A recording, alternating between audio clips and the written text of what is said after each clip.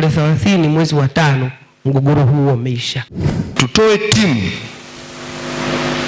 inetoka Wizara ya Ardhi ishirikiane na timu inetoka Wizara ya Maliasili na Utalii wizarani, waje site. Hawa wa huku ndio wenyeji wao, lakini wenye kazi ya kitaalamu waje kutoa final ni wao, ili ripoti ya wizara, ili ripoti hiyo ndio sisi tuitumie kwa ajili ya kutoa nini, mwongozo. Sasa ili kuleta usahihi, lazima sheria, kanuni, taratibu na miongozo itumike. Mwongozo wake tumtumie director wa survey and mapping, ili aende akatafsiri ramani na mipaka yake. Mheshimiwa Mkuu wa Mkoa, hivi vitu, kuna vitu viwili, wataalamu nyie mtuambie. Kwenye kutangaza GM ni lazima kuwe na uhusiano na kitu kinaitwa JB. Na bahati mzuri mtu wa TFS nimekusikia unasema pale, tangazo la GN namba fulani yenye JB hii hapa, na ukatoa point zile, si ndio? Sasa vile vitu ni makaratasi, vile inabidi uende site uisome kwa mashine. Hivi JB point hii iko wapi? Hapa. Na wala haina shida, kwa sababu mashine ndio inakuambia, sio mtu.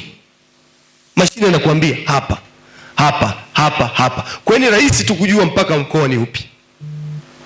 Na uzuri vijiji navyo vimepimwa, kwa hiyo kujua ramani ya kijiji ni rahisi tu.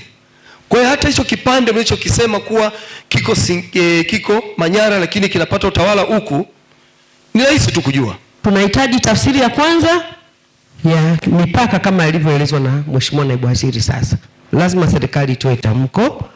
Lakini ya pili, tukimaliza mipaka ya mkoa na mkoa, tunahitaji tafsiri ya mipaka ya kijiji na kijiji, na yenyewe pia tutaomba mtoe tamko. Na tatu, tutahitaji tafsiri ya mipaka ya hifadhi ya msitu, kwa maana ule sasa unaosimamiwa na TFS. Lazima wizara itoe tamko. Hilo ni azimio. Tunakubaliana wakuu?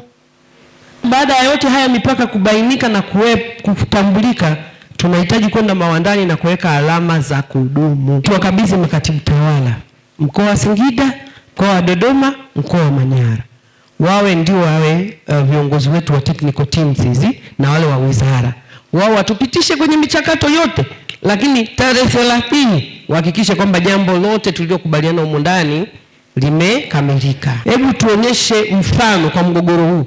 Tukimaliza tuandae hati tukabidhiane mkoa wa Dodoma, Manyara na Singida. Serikali hii chini ya Mama Samia Suluhu Hassan tunaondoa migogoro kati ya serikali na wananchi, na sisi wote wa Manyara, nadhani viongozi wako hapa.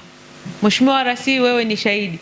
Mheshimiwa, viongozi wakubwa hawa wakipita huwa mnatamani kero hizo ziishe. Sisi hatuna shida wala ugomvi wowote tukisha baini na tukajua kwamba nani akae wapi, nani akae wapi.